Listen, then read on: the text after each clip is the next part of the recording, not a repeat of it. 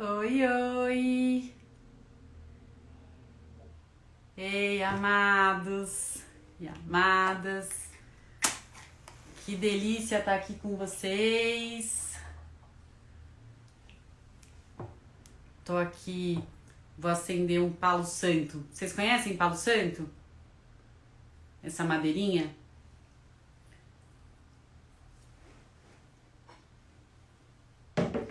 É tipo um... Olha o Henriquinho, meu afilhado amado. Palo santo, pra quem não conhece, é tipo um incenso. É uma madeira, é um pedaço de árvore que falam que é sagrado e que traz energias positivas, limpa a energia do ambiente. Eu adoro palo santo e eu costumo acender antes de fazer live, antes quando eu vou meditar, quando eu tenho alguma coisa assim desafiadora, quando eu vou dar uma entrevista, fazer uma palestra, eu adoro esse cheirinho. E aí hoje não deu tempo de eu fazer antes de começar a live, então tô aqui fazendo na frente de vocês. Adoro o cheirinho de palo santo. Pra quem não conhece, é essa madeirinha aqui, ó. É muito legal. Oi, Débora. Fátima. Que delícia. Feliz de estar aqui com vocês. Feliz de hoje a gente poder conversar sobre... Ai, Débora, obrigada. Esses 10 mil. O bom é que quando a gente chega em 10 mil, a gente consegue arrastar pra cima, sabe? Colocar link para outros lugares. E isso faz bastante diferença na hora de compartilhar conteúdo. E tô feliz de hoje poder conversar com vocês, esperando um pouquinho todo mundo chegar aqui, pra gente falar sobre essa questão de idade, do feminino. Eu quis usar um título bem pancada, sabe? Que se dane quantos anos você tem, porque eu acho que a gente tem que começar a lidar com essas questões da idade meio assim mesmo, porque pros homens é meio que tanto faz, né? Mas pras mulheres não, e a gente precisa falar sobre isso. E acho isso muito desequilibrado. Você curtiu, Vera? Que bom. Bem-vinda. Acrescenta muitas coisas, vai mudando, facilitando. Pois é! E a gente precisa retomar esse lugar do feminino poderoso, não importa a idade, né? Mas eu vou contar pra vocês um pouquinho mais sobre o porquê que eu acho que essa questão da idade impacta tanto nas nossas vidas e o porquê essa relação com a idade com o feminino, que eu acho que vem de muitas gerações para trás e que a gente vem carregando essa herança, e já que a gente está transformando tantas coisas, né, na nossa sociedade com o feminino, tá na hora de transformar mais essa. Então, vamos começar, gente? Hoje eu convidei a Mariana, que é uma moça que me acompanha aqui, super querida, e que deu a dica desse tema. Ela que me pediu para falar sobre isso, e eu pedi para ela entrar aqui na live com a gente para fazer um bate-bola, para trocar, e quero que vocês também se sintam confortáveis, se vocês quiserem pedir para entrar, para compartilhar alguma experiência, alguma preocupação, alguma angústia, e que se eu puder ajudar, a gente faz um bate-papo aqui ao vivo, uma terapia online Rapidex, né? Com o maior prazer.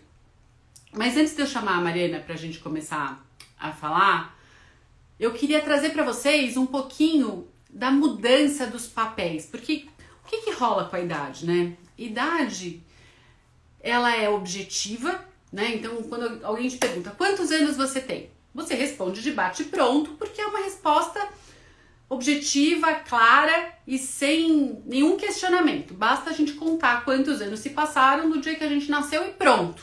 A idade é objetiva. Mas por trás da idade existem milhões de conceitos subjetivos, tão subjetivos que eles variam de uma pessoa para outra, né, a partir de como ela se percebe, e também variam de uma cultura para outra. Então, uma cultura diferente da nossa, talvez se casar aos 15 anos hoje em dia ainda seja normal, né? Pra gente não é. Não é nem aceitável, mas numa outra cultura é. Num outro tempo, né, a concepção de idade era muito diferente. Então, se você pensar na época da Idade Média, não existia nem conceito de adolescência. Adolescência é um conceito muito recente. As pessoas nasciam, elas eram crianças até no máximo 6 anos, e dali em diante elas eram pequenos adultos, com responsabilidades de adultos. Então, a questão de idade, ela é subjetiva. Ela depende da cultura que a gente está e do momento que a gente se encontra. Sabendo disso, por que eu tô trazendo isso para vocês? Porque já que ela é subjetiva, a gente pode, como grupo, como sociedade, começar a questionar e a repensar essas subjetividades de uma maneira que elas se ajustem de uma maneira muito mais interessante para a gente, para o nosso momento e para as nossas necessidades do que vem acontecendo. Tá certo? Já que é subjetivo, é passível de mudança. A gente não precisa mentir o RG, criar um RG falso, a gente precisa se posicionar de um jeito diferente, né? Agora, por que é tão mais difícil para as mulheres do que para os homens? Porque a gente continua vindo de uma herança cultural e social onde as mulheres, elas tinham, né, há 2 séculos atrás, até o início do século passado, até o meio do século passado, a função da mulher era procriar, casar, cuidar dos filhos, cuidar da casa e ponto. A gente não tinha outro papel. Nosso papel era claro, era esse.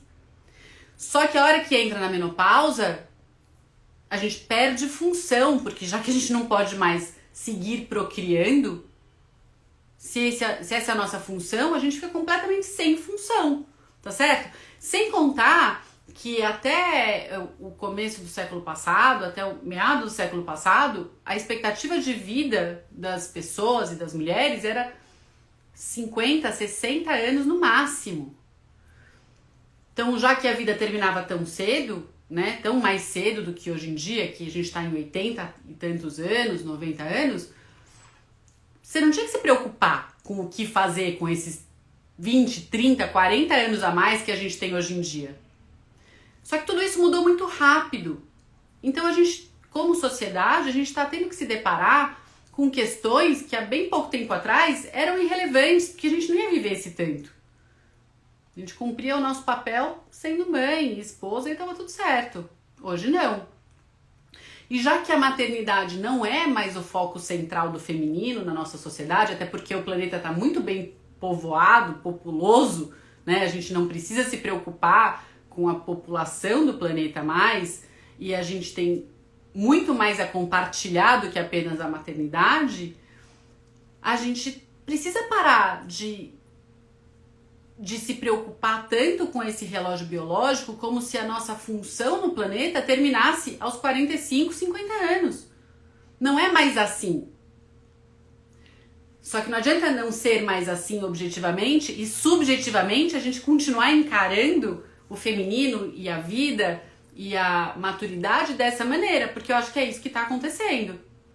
A gente continua encarando a vida após 45 anos como se encarava quando a expectativa de vida era 50, 60 no máximo, e a mulher não tinha outras funções além de parir, cuidar da casa, de marido e criar filho.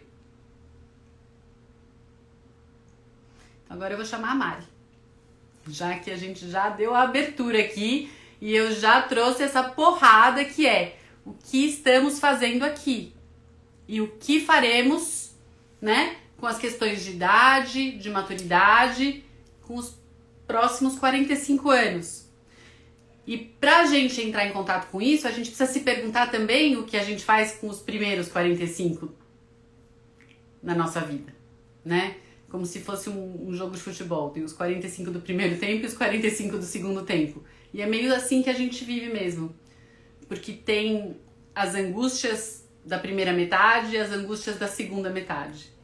E é muito divertido olhar para isso subjetivamente, quando a gente faz com disposição para viver, com curiosidade, com alegria e com a certeza de que a gente tem função, tem papel, tem espaço, tem vontade e tem o coletivo que nos apoia. E é isso que a gente precisa cada vez mais fortalecer. Vamos lá, Mari. Peraí. Ai, olha aqui a Mari falando que legal. A Cláudia, só para compartilhar aqui. O espaço está super dado, Clau.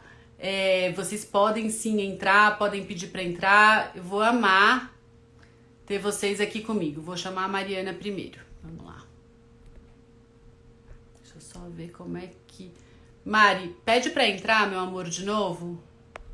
Que eu não sei se eu consigo te chamar aqui.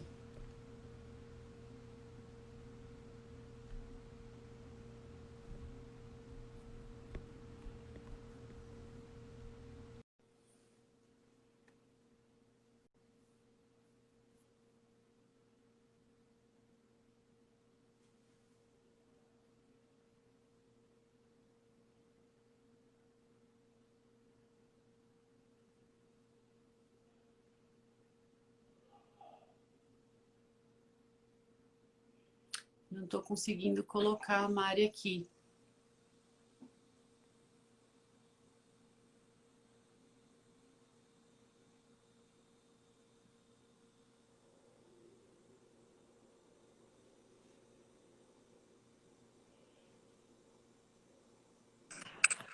Aê!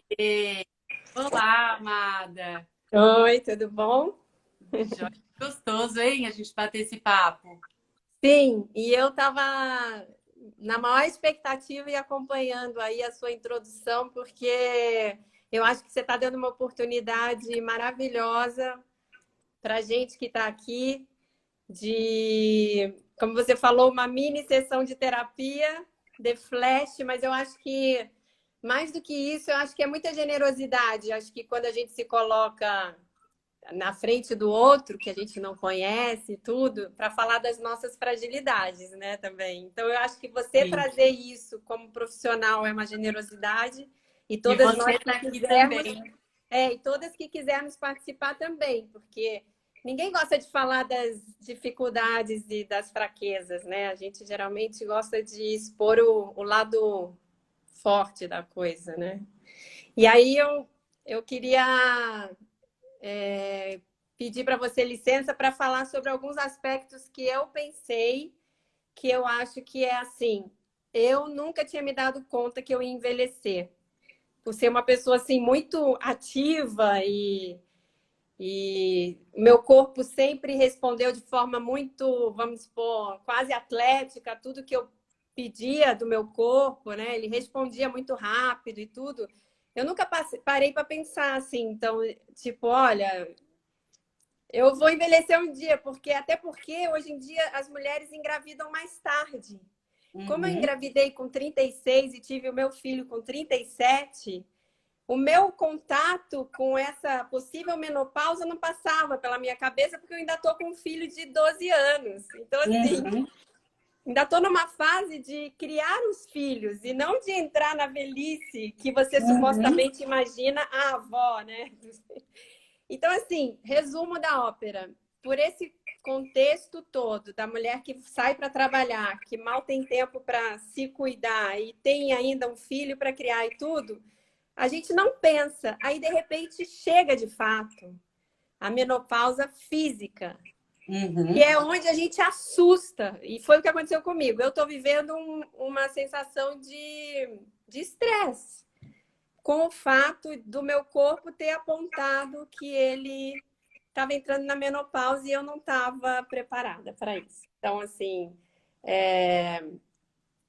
começou com sintomas físicos de menopausa que não são os tradicionais, que as pessoas falam de ressecamento, na hora do sexo, falam de perder a libido. Comigo não foi nada disso, foram as articulações, foi a perda. Eu já não dormia muito, dormi cada vez menos, a perda do cabelo, começou a perder um pouco de cabelo e tal. Aí eu fui pesquisar e descobri que, de fato, eu estava entrando por causa Podia dos ser o hormônios. climatério. É.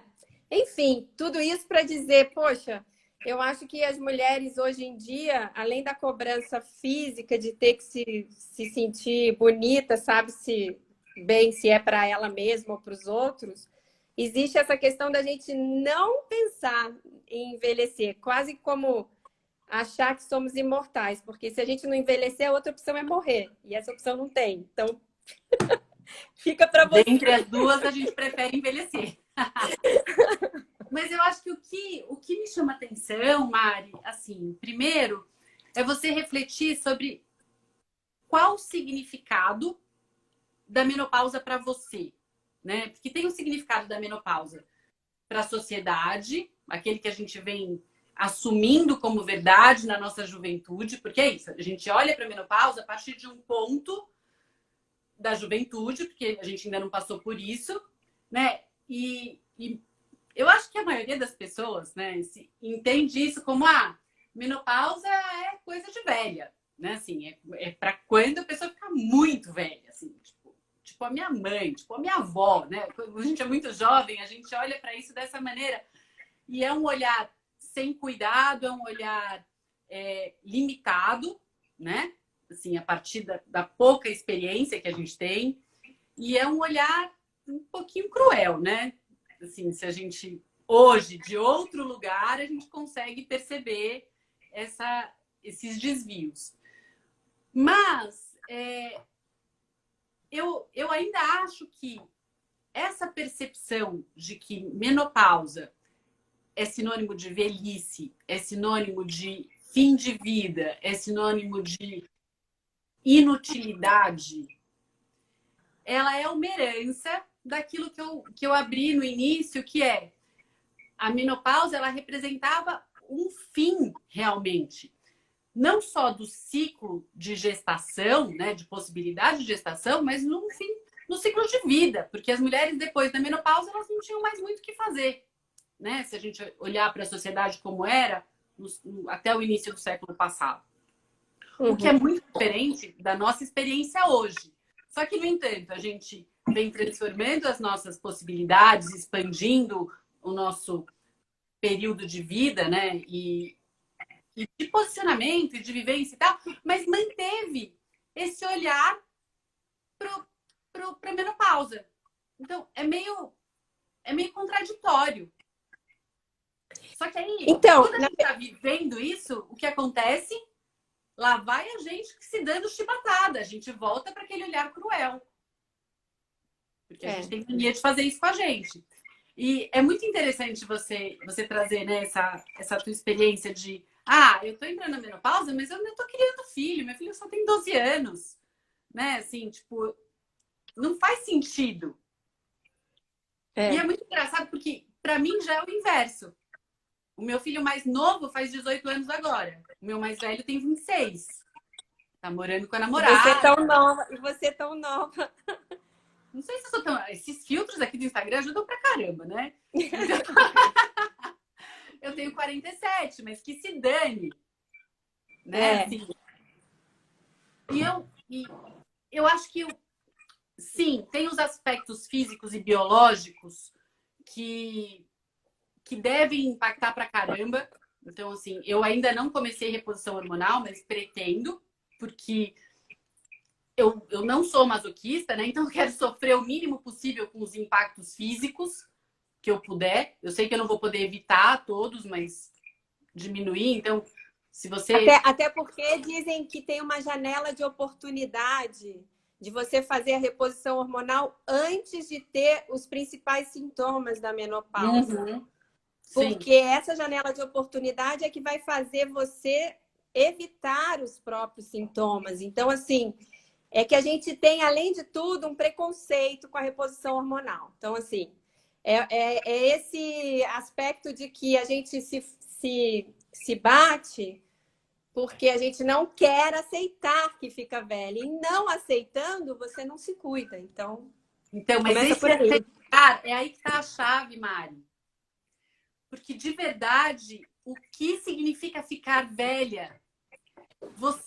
Quando você fala isso, você está associando a idade e a você menstruar todo mês ou não. Então, no meu caso, eu não tenho mais útero, tirei. Então, esse problema eu já não tenho.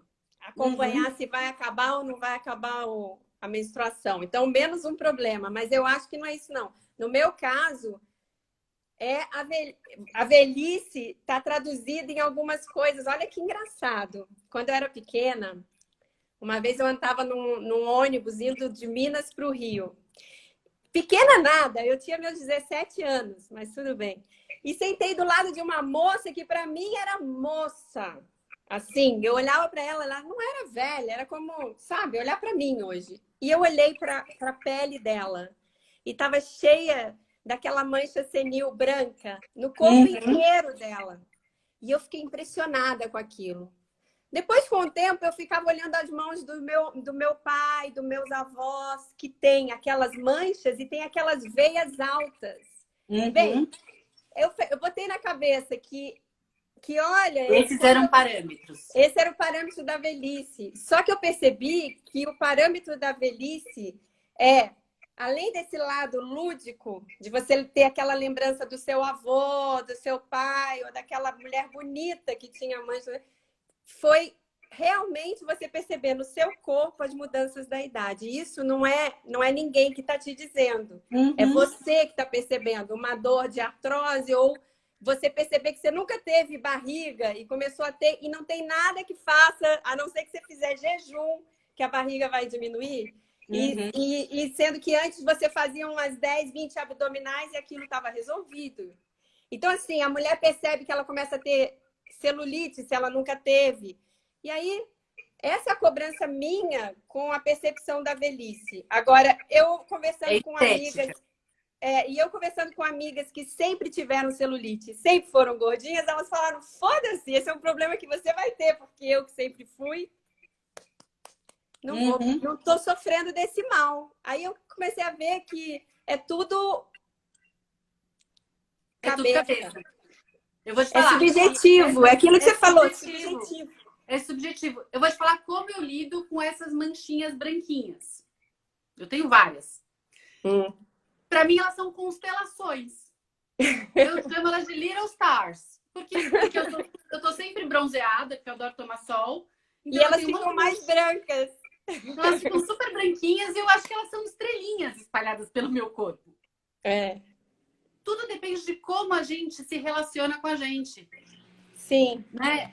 E o quanto você consegue relacionar essa estética madura com o espelho da sua vida. E o quanto você está em paz com o espelho da sua vida. O quanto você olha para cada uma das suas ruguinhas, das suas twinkle twinkles, como eu brinco, e olha para você e fala, meu, você já fez muito, você é foda. E ainda tem muito por fazer. Vambora, tamo junto, o corpo me aguenta porque eu tenho muito por fazer. É essa relação com o seu corpo que você, nesse momento, pela sua estética ser tão importante para você, e tá tudo bem que seja, porque a gente precisa mesmo se cuidar, eu também sou vaidosa, tá tudo certo. Mas é nessa relação sua com o seu corpo que você, nesse momento, está tendo a oportunidade de ressignificar, de trazer mais valores para isso. E não ficar presa na facilidade que a, entre aspas, juventude, porque a juventude se estende, né? Dependendo de como você se relaciona com você, com o seu corpo e com a sua vida, até agora. Então, e isso traz também uma percepção sobre o que você falou logo no comecinho. Quando você estava falando que você achou muito legal e que é muito generoso, tanto o meu lado de estar aqui, quanto de vocês, de se colocarem e se abrirem. mostrarem a vulnerabilidade, as fraquezas, quando na verdade eu não entendo isso como fraquezas à humanidade. A vida é cheia de desafios, é cheia de oportunidades de ressignificação, de transformação, de mudar os nossos próprios paradigmas, as nossas próprias crenças, que são tantas e tão limitantes, né? E quando você se coloca aqui, o que você não está mostrando sua vulnerabilidade, sua fragilidade. Ao contrário, você está mostrando sua coragem. Você está mostrando, é verdade, a sua disposição em se transformar, a sua disposição em evoluir, a sua disposição em se transformar na mulher que você sabe que você é. E que às vezes precisa de uma conversa, de um bate-papo, de um colo, de um acolhimento, e para te ajudar a sair desse lugar de julgamento.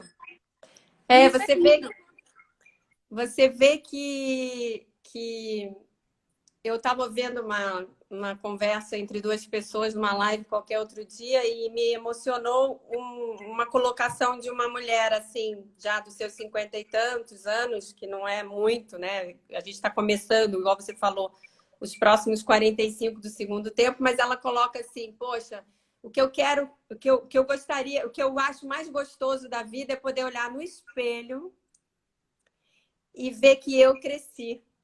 Não é que eu envelheci. E ver que eu cresci, que eu sou um ser humano melhor do que eu era 1 ano atrás, há 2 meses antes. Então, a cada olhada no espelho, eu acho que dos 45 para frente, eu vou colocar assim, olha, eu não envelheci, olha que legal, olha, eu cresci.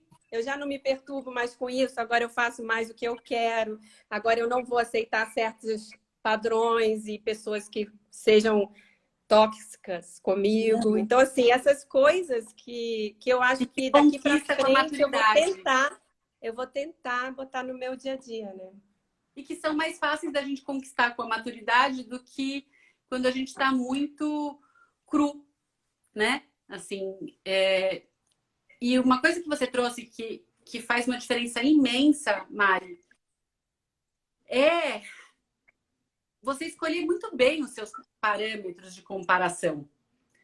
Porque o que faz a gente sofrer é essa mania que a gente tem de se comparar com quem está melhor do que eu, como eu deveria estar na minha idade, como está a atriz fulana de tal, sabe? Assim, a gente tem padrões de comparação muito romantizados, idealistas, irreais e muito cruéis. Mas será que não são os homens que colocam isso na nossa cabeça? Ou é a gente que coloca isso na nossa cabeça? Amada, os homens, a sociedade, podem estimular o que bem entenderem. A gente vai aceitar, internalizar ou não, se a gente quiser. Eu sei que não é fácil. É uma luta não permitir. Mas é o que está na nossa mão. Nas sociedades europeias, por exemplo, eu sinto que as mulheres são muito mais valorizadas nessa segunda fase da vida. Tanto é que eu, como jornalista, observava bem assim os telejornais na França. As mulheres as âncoras são mais velhas, usam cabelo branco, óculos e são super respeitadas, adoradas, são referência. Ou seja, aqui no Brasil não, é incrível a discrepância que se tem com essa questão da idade. Tem uma pessoa falando que é um absurdo nós duas, com 50 anos, estamos falando de velhice, que somos muito novas. Não é? Pois é. Mas é um tema que assusta a gente. Assusta. A gente precisa falar sobre isso. E outra coisa que me deixa assim, bastante intrigada e curiosa é o porquê que as mulheres têm tanto problema ou fazem tanta, né, assim, dedos em se relacionar com homens mais jovens, né? Sendo que os homens não têm nenhum problema em se relacionarem com mulheres mais novas. Nenhum. Eu percebo que essa questão da idade, muitas vezes, O carinha chega lá, todo gatinho, mas eu sou mais velha, mas eu não devia estar aqui, eu não devia estar fazendo isso, mas eu não vou sair com você porque, sei lá, tenho barriga, tenho celulite, sei lá, daqui um tempo você não vai me querer mais porque eu vou ficar muito velhinha antes de você. Meu, para a gente conseguir dar conta dessa questão da idade, a gente precisa abrir a cabeça com essa questão de eu não tenho idade para isso, ou eu não posso fazer isso ou aquilo por causa da minha idade, ou eu só posso fazer XYZ, só posso sair com um cara que tenha a minha idade ou seja mais velho, só posso ir em balada, só posso ir para uma rave, só posso fazer uma Eurotrip, só posso dançar até o chão se eu tiver tantos anos. Meu, eu vou até o chão se eu quiser. E se eu não conseguir levantar, eu vou cair na gargalhada e pedir ajuda. Entendeu? Assim, o que a gente se permite? A gente se permite muito pouco. Porque a gente fica pensando o que os outros vão pensar. Sendo que o que importa é o que a gente está pensando. E dane-se o que os outros vão pensar. A gente só vai transformar a sociedade, transformar o olhar da sociedade com relação a gente, à nossa idade, ao nosso momento, né? Se a gente mudar a forma como a gente se vê. Se a gente não mudar como a gente se vê e ficar esperando mudar de fora para dentro, esquece. Não é do interesse deles mudarem isso. É uma questão de aceitação, autoconhecimento, para você saber que essas mudanças no seu corpo fazem parte desse seu processo de estar viva. autovalorização, porque quem acha que não vai envelhecer, me diz? Tem alguém aqui que acha que não vai envelhecer? Sim, quem está com uma doença terminal. Então, outro dia uma pessoa que teve câncer, o médico falou para ela assim, bem, mas ela falou, bem, quando eu vou morrer? Aí ele disse, bem, você pode morrer de bala perdida, de ataque cardíaco. Você vê esse rapaz do Louro José, com 47 anos, teve um AVC. E a gente está discutindo coisas pequenas como não aceitar a minha menopausa ou não aceitar minhas mudanças no corpo. Quer dizer, eu sinto que eu sou pequena quando eu penso isso. Por isso que eu mostro que isso é uma fragilidade, porque me torna... Você não é pequena, meu amor, você é humana. Me torna fútil pensar isso, entendeu? Não, te torna... Mostra a sua humanidade, gata. Isso não é pequeno. Isso é reflexo da sociedade que você foi criada e de como você internalizou essa sociedade. Essa é uma das pressões que as mulheres sofrem. Nesses dias que eu fiz essa enquete, né, do dane-se quantos anos você tem, de como a gente se relaciona comigo, eu achei que a maioria das pessoas fossem mandar questões relacionadas à maturidade, à menopausa, essa segunda fase da vida. Você não tem ideia de quantas mensagens eu recebi falando sobre as pressões de ter 18 anos, de ter 20 e pouquinhos anos, de ter 30 anos. De trabalho. Pressões de realização. Ainda não casei, ainda não tô ganhando tanto. Cara, a sociedade põe muita pressão o tempo inteiro. Em qualquer fase. Ninguém vai conseguir ter paz consigo mesmo se não se desconectar do que o mundo espera dela e se conectar com o que ela pode fazer, com o que ela está disposta a fazer, com o que ela espera dela, com o que ela espera da vida, com o que ela espera das relações. E com autoaceitação dos próprios momentos, com valorização das próprias conquistas, do próprio trajeto. Isso é se empoderar. Sim. E isso só a gente pode fazer por nós. Ninguém vai fazer. Ninguém. Eu achei bonita a analogia dos 45 do segundo tempo, como que a gente quer viver esse quadro, e lembrando que a gente tem que olhar para o que a gente fez nos 45 anos.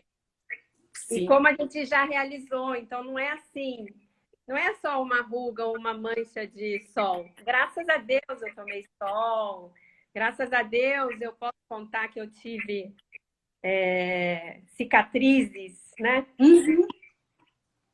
Porque tem gente que realmente acha que isso é um objetivo na vida, que é você se manter sempre bem. Só que se esse bem que você viveu até agora não foi para você realmente uma coisa para ser olhado para trás e falado, como eu falei, como eu cresci, né? Sim. Eu acho que é isso. Eu acho que o desafio daqui para frente para mim é olhar para tudo que eu já vivi e pensar como eu cresci e como eu quero viver essa minha nova adolescência que vai começar agora, de descobertas, de transformação, porque vai ser transformação no corpo igual adolescente, vai ser descobertas novas de sexo, como fazer sexo, como... Então, assim, é praticamente uma adolescência entrar nos 50. Sim. E, amada, e se permitir viver o desconhecido, né? Se permitir se jogar. Por que não? Né? Ainda explorando um pouquinho mais essa analogia que eu fiz dos 45 do primeiro tempo e do segundo tempo, cara, na vida, assim como numa partida, o jogo não tá ganho enquanto o juiz não apitar que terminou a partida. É verdade. Se o jogador abandona, né, a estamina dele, assim, se ele desiste no meio do segundo tempo porque tá difícil o jogo, ele vai tomar ovada, vão xingar ele, porque, cara, assim, a gente tem que ir com garra enquanto a gente tá vivo, até o finalzinho. Enquanto a gente tá vivo, o jogo tá rolando. E o jogo não tá ganho para ninguém. E também não tá perdido jamais, porque a gente não sabe o que pode acontecer.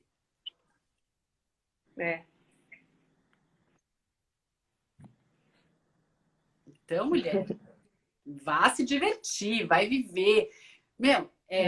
Quando a gente fala de vida profissional, né? Às vezes a pessoa, mas eu tô velha para recomeçar. Que velho quê? Nunca é tarde. Né? Eu sempre lembro da história do Roberto Marinho, que começou a Globo, acho que com 60 anos, sei lá. E eu acho incrível isso.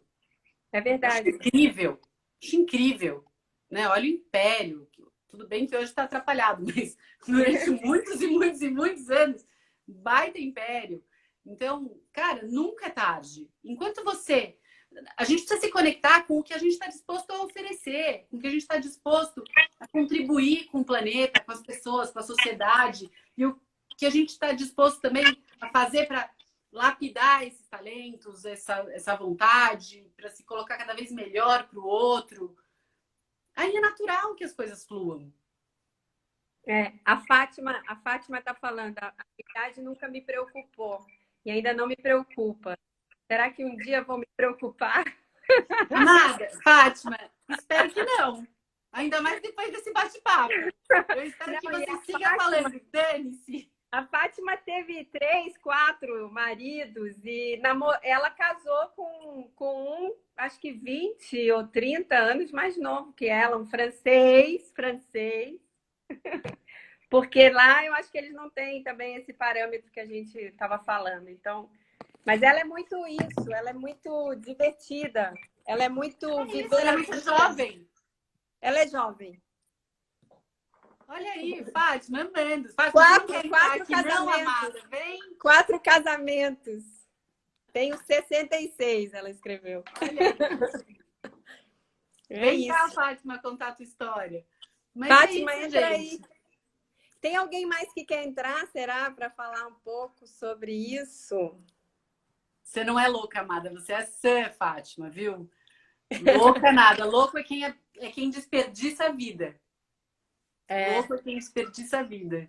Não é. E olha, Fabi, eu quero te agradecer muito, porque desde que eu entrei em contato com a sua página, não sei como, eu sempre me identifiquei com esse acolhimento, que é o que está acontecendo aqui hoje, um acolhimento para esse lado feminino que a gente é, né? Porque eu imagino muito isso. A mulher, eu até falei sobre isso com você no inbox, que eu acho que a mulher, para se manter nesse mundo, ela acelera muito os aspectos masculinos, né? Da nossa, que todo mundo tem, o masculino e o feminino. Mas acho que acelerou demais e se desconectou com esse lado feminino do acolhimento, de... Então, eu não sei, eu acho que esse seu jeito de tratar os temas de uma forma ao mesmo tempo irreverente, mas muito acolhedora, faz com que a gente queira voltar. Eu até te procurei para você ser minha terapeuta e você não tinha horário, mas enfim, estou aproveitando essa sessão de terapia aqui. Sim, aproveite, aproveite. Enfim, é isso. Tanto masculino quanto feminino tem características muito positivas e muito bacanas. E esse lugar dualista, que é ou, é um lugar muito restritivo, né?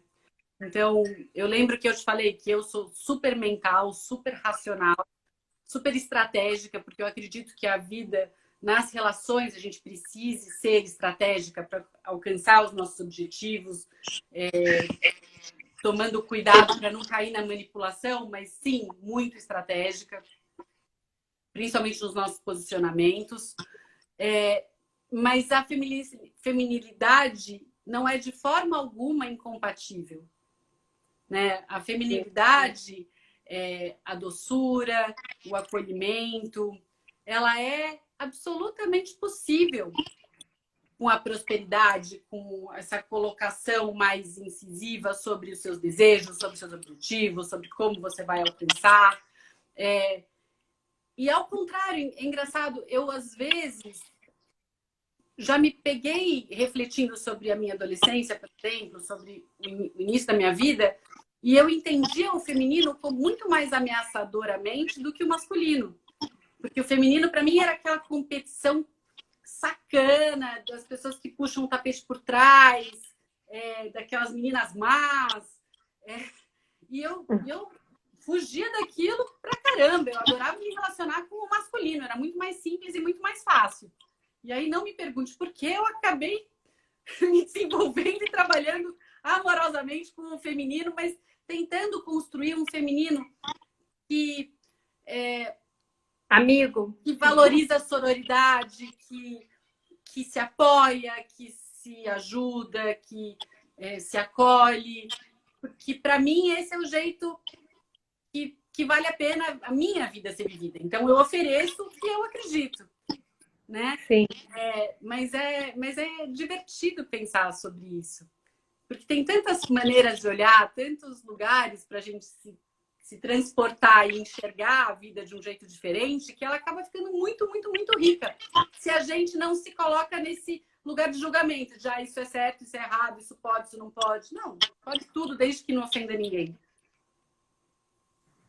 Nem a nós mesmos, né? Principalmente. Então... E sabe uma outra coisa que você estava falando das pessoas bem jovens, né? Que têm falado sobre as cobranças do momento, mas também tem uma outra gama de pessoas que eu vejo que é muito legal, bem jovens também, de 25 a 35, 38 anos, falando sobre longevidade, com 25 anos, com 35 anos, querendo se preparar para esse momento que ela quer continuar independente, quer continuar forte, quer continuar cheia de vida. Coisa que na minha época não se pensava. É aquilo que eu estou te falando. Não existia velhice, a não ser no meu lado lúdico, de olhar a velhice como aquela coisa diferente, né? E hoje não, eu sinto que tem muitas vantagens da gente ver esse pessoal mais jovem olhando para esse lugar no futuro, colocando isso como uma conquista, como uma coisa que você cria, que você consegue transformar. Porque quem é que nunca você tem controle, porque você só tem controle sobre você mesmo. Isso, e quem é que nunca ouviu... E quem é a mulher que nunca ouviu a coisa machista do homem falar, olha para a sogra para ver como vai ser a sua mulher quando envelhecer. Tem coisa mais síntese da nossa geração do que isso? Porque essa geração nova é a antítese disso. Eles acham que você pode ser o que você quiser. Logo, eu posso me transformar em 45 anos. Esse determinismo que você vai se transformar na sua mãe é bizarro.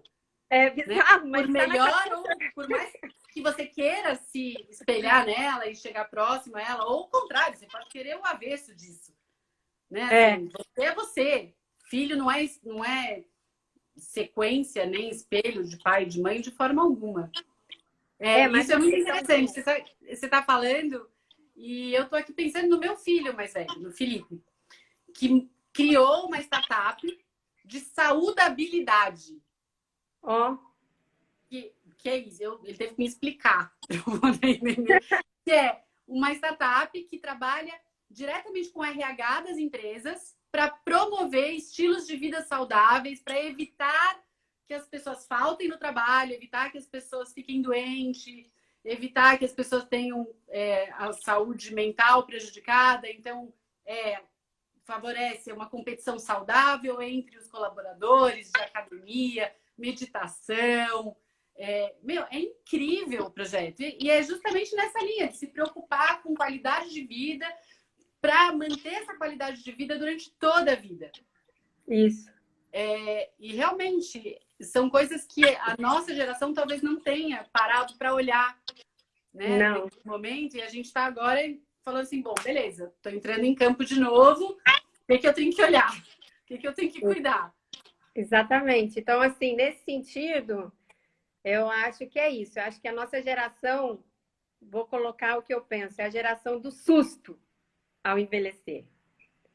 Você falou muito bem, as pessoas mais antigas nem pensavam que iam morrer com 50.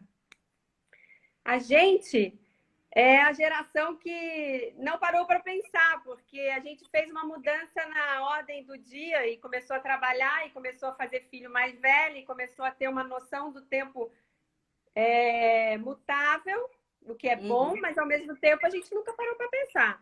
Então a gente está vivendo o susto. Agora eu acho que as novas gerações têm uma particularidade de ser inclusiva. E em sendo inclusiva, estão conseguindo ver a velhice de outro jeito, estão conseguindo ver todos os gêneros de todos os jeitos. Eu acho até que eles não enxergam a velhice com os nossos olhos. Eles enxergam... Eu acho que eu me cobro mais do que meus colegas. As minhas colegas de 25 falam, nossa, Mari, mas eu quero ser assim, igual você. Eu falei, mas... E provavelmente elas não falam quando eu envelhecer. Elas falam quando eu crescer ou daqui a uns anos, quando eu tiver a sua idade. Porque essa percepção de velhice é muito nossa, não é deles.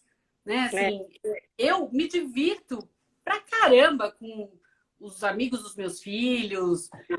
Sei lá, foi ano passado, em julho, minha filha foi fazer uma Eurotrip. Ela e a amiga dela me atazanaram para eu ir com elas e eu fui encontrar só num lugar, só em Mykonos, e fui para balada com elas, mandava vídeo pro meu marido na balada com as meninas.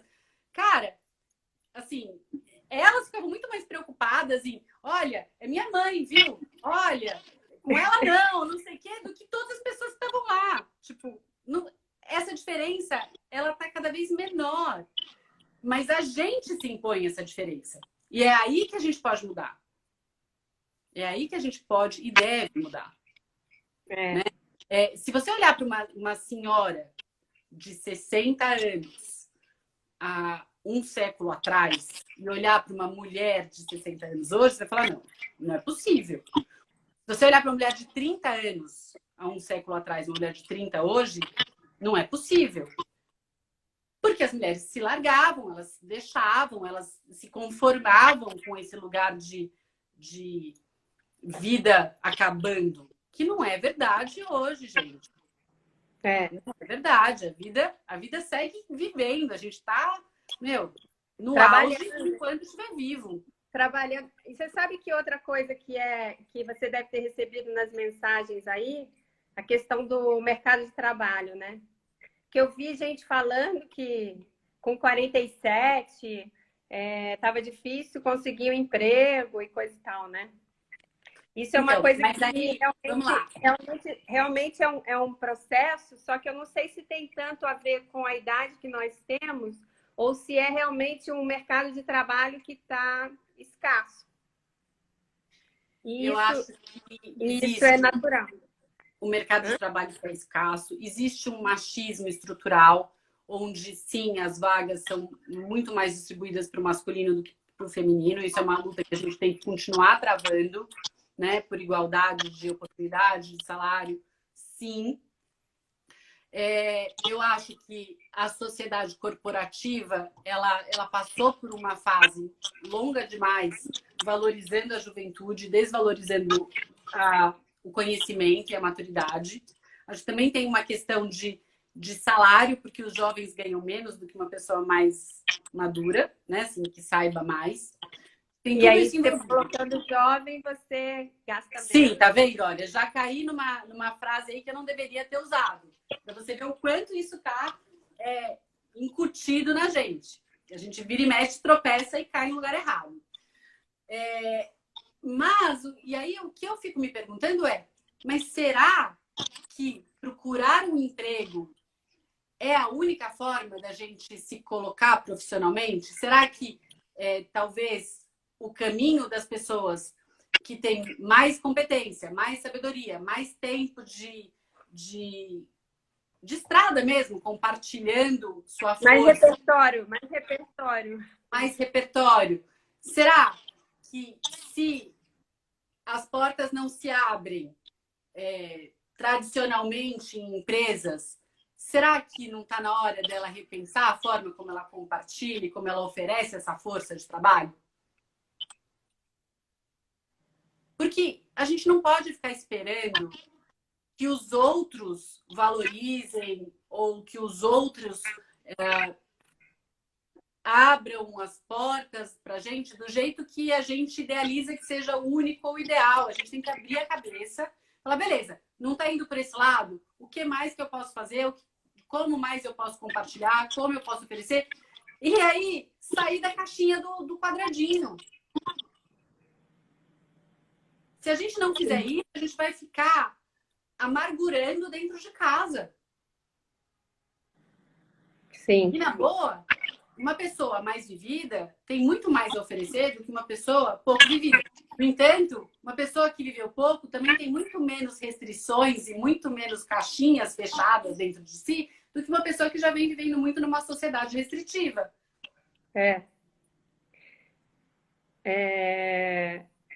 Tem um italiano, que agora não vou me lembrar o nome, que escreveu aquele Ócio Criativo. Como que é o nome dele? Minha memória é uma moleca, mas ele fez um estudo muito específico sobre isso, o mercado de trabalho, e o que se fala e que se deveria praticar sim, e eu acho que a pandemia trouxe esse ensinamento de que é possível isso, que dividir, fazer uma coisa meio part-time dentro das empresas. Os mais velhos trabalhariam fisicamente presencial menos tempo, os mais novos fisicamente presencial mais tempo, e os mais velhos seriam como consultores para que aquela empresa gire dentro de um formato que leve a algum lugar, e os mais novos com a energia de fazer girar a roda. Então, assim, ele diz que a única solução naquela época, tipo há 5 anos, quando eu ouvi ele falar, ou mais, que a única solução para essa falta de vaga, que é do mundo inteiro, e não é de agora com a pandemia, é de 10 anos atrás, a falta de vaga na França, na Itália, em todo lugar, a gente entender que os mais velhos têm como colaborar de uma forma mais pontual para poder viver essa segunda fase da vida também com qualidade de vida, porque é a fase que você realmente quer usufruir de certas coisas que você, com o dinheiro que você adquiriu, pode usufruir, mas não tem tempo. Então, esse formato que a pandemia trouxe de home office é uma grande aquisição para as empresas entenderem quem tem que estar fisicamente, quem pode estar menos... Enfim, eu acho que até nisso daí a gente tem um aprendizado que inclui, ou seja, que é inclusivo com as pessoas mais velhas, entendeu? Eu acho. O formato... E esse mercado, esse volume de pessoas mais velhas, né, que estão passando por essas mesmas angústias, por essas mesmas preocupações ao mesmo tempo, e é um volume expressivo de pessoas, né? Também é uma oportunidade de pessoas que saírem da caixinha e que estejam sentindo essas angústias de falar, beleza, como eu posso ajudar essas pessoas? Sim. Dependendo de como a gente olhar, a gente pode aproveitar essa capacidade de se conectar com essas mesmas angústias, com essas mesmas situações e falar, beleza, o que eu posso criar para melhorar essa situação? Independente do que as empresas venham a fazer. Porque o mundo corporativo é um mundo que é como se fosse um gigante. Ele se movimenta mais lentamente do que uma formiguinha é capaz de se movimentar. Né? Então, às vezes, um monte de formiguinhas juntas se movimentando fazem muito mais coisas acontecerem do que um gigante que demora muito mais tempo para fazer algo. Uhum. Eu sou muito a favor da gente sempre olhar para o que a gente pode fazer. E aí, quem vai nos acompanhar é outra história. Porque se a gente ficar esperando o que o outro pode fazer, o que as empresas podem fazer, a gente está esperando um movimento acontecer do lado de fora para que a gente se adapte, para que a gente se ajuste, para que a gente se beneficie. E isso pode acontecer ou não, pode levar uma vida inteira ou não, pode acontecer e não nos beneficiar como a gente imaginava. Mas se a gente para e pensa o que eu posso fazer, a gente traz de volta o poder e o controle para a gente mesmo. Sim. Isso é um processo de autoconhecimento. Sempre no final é o autoconhecimento que você vai trabalhando ao longo da vida o tempo inteiro. Porque é justamente como eu vou lidar com esse momento da pandemia. Passa pelo conhecimento. Como eu vou lidar com a velhice? Passa pelo autoconhecimento. Porque não é igual para você e para mim. Não existe fórmula. Não existe fórmula. E não é igual de um país para o outro. Não é igual de uma cultura para outra. Então, assim, de novo, a subjetividade do envelhecer vai tratar de como você vai sofrer mais, sofrer menos, viver mais, viver menos, curtir mais, curtir menos. E aí acho que vale a gente trocar a subjetividade do viver, seja no tempo que for. Não envelhecer, crescer. Né? Do viver. É isso aí. Ai, Mari, adorei. A gente está encerrando aqui. Tô com medo do Insta desligar a gente, porque faltam 2 minutos para terminar uma hora. Tá bom. O papo voou. Eu amei. Obrigada, todas. Mil desculpas se a gente não leu todas as mensagens aqui. Eu consegui ler algumas e amei a participação de vocês. Vou amar se vocês continuarem me mandando mensagens e falando o que vocês querem que eu fale, o que vocês querem que eu traga. Me ajudem, por favor. Porque na correria, se vocês não me ajudam, não me cutucam, não me provocam, eu acabo ficando muito tempo sem conversar aqui com vocês e eu não gosto quando isso acontece. Tá bom? Obrigada, Mari. Amei. Obrigada mesmo, viu, pela oportunidade. Obrigada. Muitos beijos. E você tá linda, viu? Maravilhosa, poderosa. Agora é acelerar. Um beijo, gente. Obrigada por estarem